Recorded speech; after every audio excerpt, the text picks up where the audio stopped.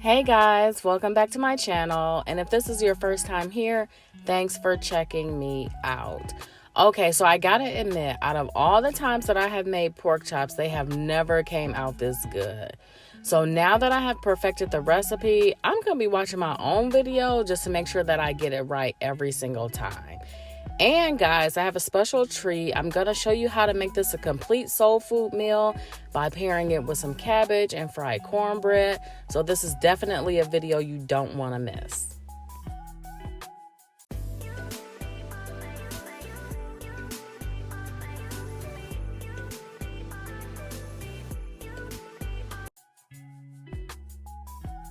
All right, so let's get to it. So I'm starting with the cabbage. So I have a head of cabbage here.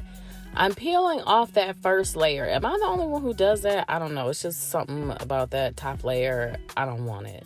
So let's go ahead and peel that off. And then we're going to go ahead and cut the cabbage up. You can cut it up however you want. Like, there's no special way that you have to do it. As long as you get it cut up into whatever kind of like bite-sized pieces or whatever you like, there are no rules. So go ahead and get the cabbage cut up. I'm going to slice mine like kind of vertically. But again, like I said, you could do it however you want.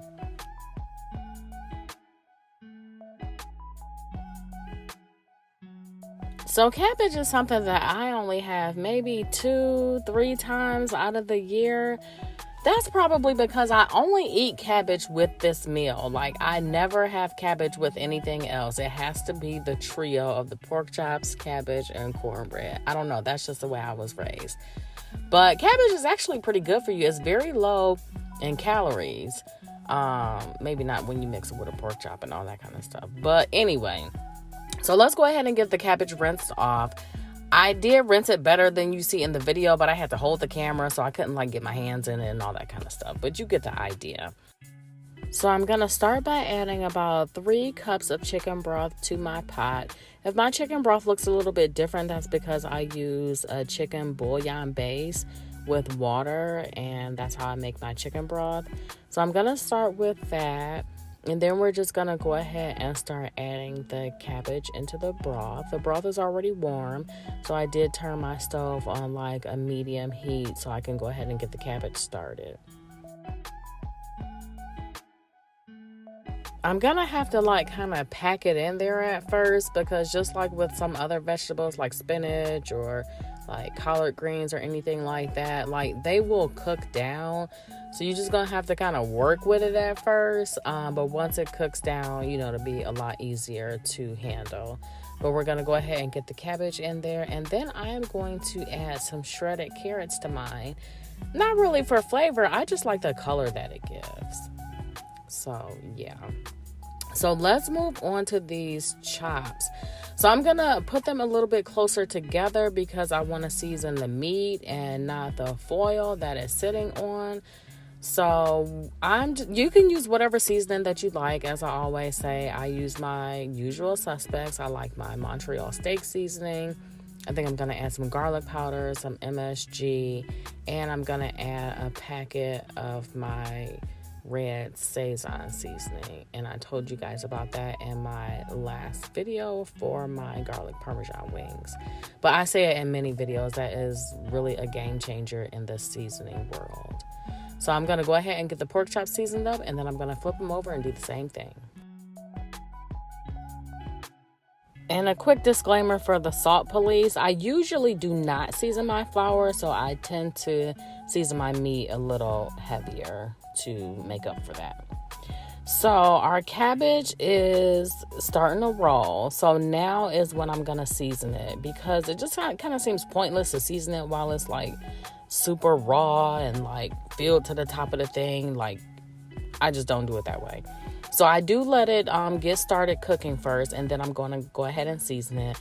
I'm going to use the same thing that I pretty much put on the pork chops. My Montreal steak seasoning. You can put garlic powder, onion powder. You can throw some onions in there. You can throw some bacon in there, whatever you would like. But I'm keeping it kind of simple with just my cabbage and carrots and the seasoning. And the chicken broth, of course. That gives it a great flavor. And oh yeah, how could I forget? I now add turmeric to my cabbage. Turmeric I'm gonna say it's used more for color than seasoning. I like the yellowish golden color that it gives my cabbage and certain other foods. I do notice that if I go a little too heavy on the turmeric, that my daughter says that it's like spicy, it can have like a little peppery flavor to it. So just be careful if you would like to add that.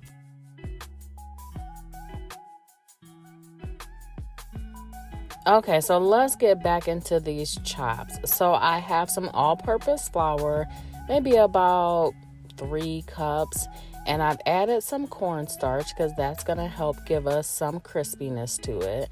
So I'm just mixing that all in together, and then now we're just going to dredge the pork chops into the flour and the cornstarch.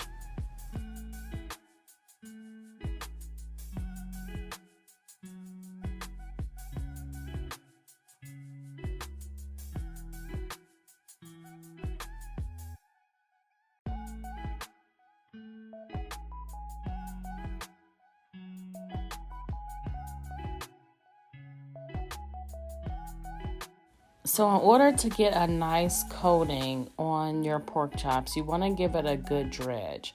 So that's just basically putting it in the flour, and I even pat mine in so it can like stick to the meat a little bit better. So that's what you see me doing here.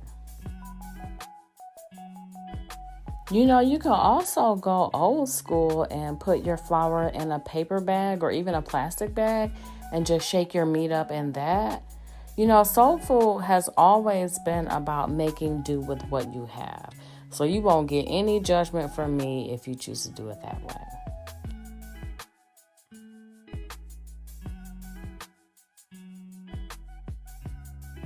All right, so let's check back in on this cabbage. It looks like it's doing pretty good.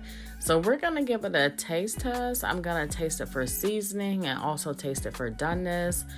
As far as doneness, it just depends on like how much bite you like, how mushy you like it, or whatever. So you can, know how much more cooking time you need or if you need to add any more seasoning. Okay, y'all, so on to this cornbread. So I got to give a few disclaimers about this cornbread.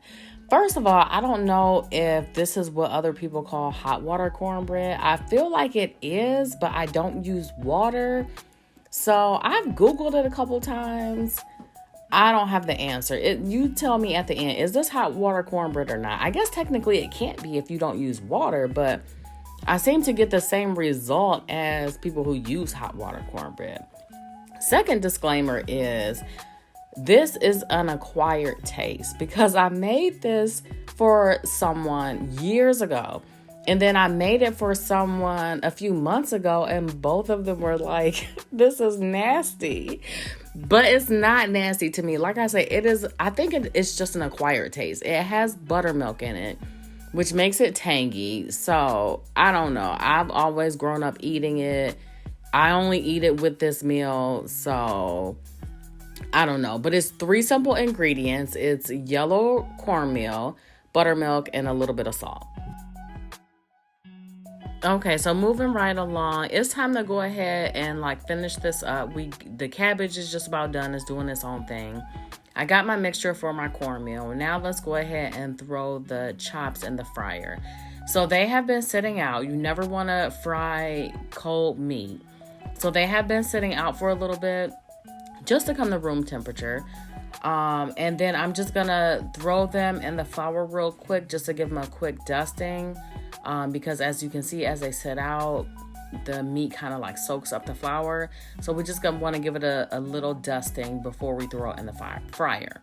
You want to make sure that your oil is hot so that your crust can stay on the meat. If you don't put it in hot grease, then your coating will just kind of fall off. It'll be soggy, and that's not what you want. So you want to make sure that you put this in hot grease. If you use a thermometer, you want to do at least 350 degrees.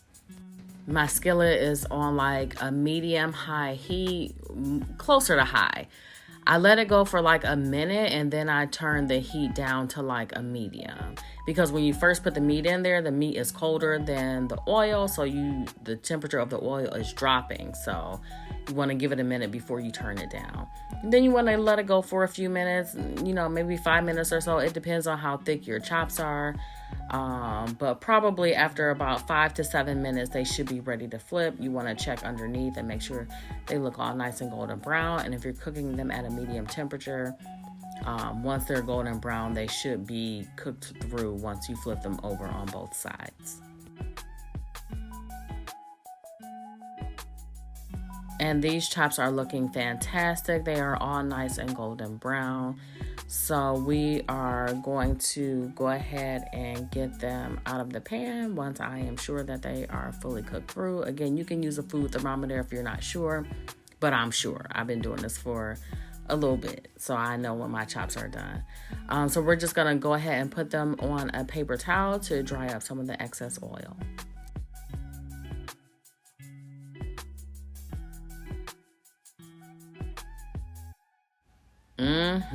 Now, if you went old school with the paper bag and the flour, you might want to go old school and just grab 2 pieces of bread and some hot sauce and make a sandwich, and you're done. You're done. All right, so now let's go ahead and fry this cornbread, fried bread. 2 of my favorites, fry and bread. Okay, so you want to put that in a skillet with some oil. Not too shallow, but not like you're not deep frying it. So we're going to put that in there. We're going to let it get golden brown, looking real nice and golden like a pancake. You see the crispy edges. So once the edges start to brown, when you first put it in, then that's when you know it is time to flip it and you want to get a golden brown on the other side. And that's it, guys. I mean, in the beginning, you saw how delicious and 5-star these chops looked. And I showed you how to make it from beginning to end. It was not hard at all. You just got to follow the steps and you got a winner.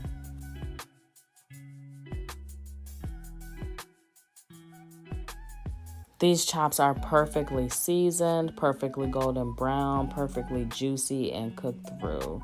I mean, what more could you ask for? Except to add some sides. So let's go ahead, and now we got our cabbage on there. We got our cornbread on there. The cornbread is crispy and delicious. Again, it is an acquired taste. Try it out. Let me know how you like it. And let me know if you have ever made that cornbread before, or is it my family thing. But the cabbage looks great. It has that nice yellowish color to it that I like to have.